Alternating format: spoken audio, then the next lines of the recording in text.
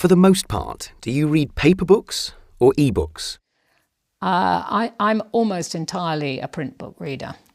But that's not out of prejudice, that's just out of the fact that I get sent all the books, so it's easy for me to find the book I want to read and pick it up. I read on my iPad sometimes.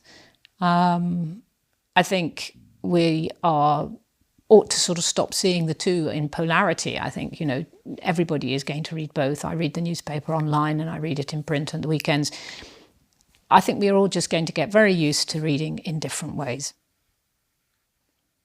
Has all the new media made young people read less? When television first hit, as it were, everyone said children would stop reading.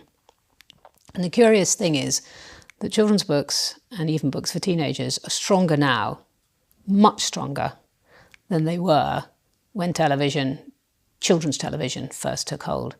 Children's television has slightly dwindled, books have increased. So the book has always been under threat from these other media, but somehow reading survives. So there must be something very important about it, or it would have gone. We would all have taken to seeing things in film, which is a much easier way of accessing the same wonderful stories. Or I always think the thing that really threatens reading is listening to music. I know you can do both, but most people don't. But, even with the explosion of music that children have access to, they still have found time for reading. Do you still read for pleasure?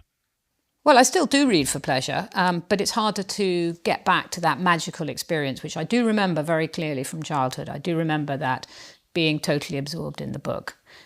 But as you get older, it's just harder to carve out time like that, and there's always something else pressing. And of course, that's got more so if, I have a BlackBerry, I look at it all the time, and I have to stop myself doing that if I'm going to enter this amazing fictional world. So for me, the place that it really works best is a long train journey, because I don't have to look at anything. I can be out of my ordinary life, and I can just have that experience of getting completely lost in the story.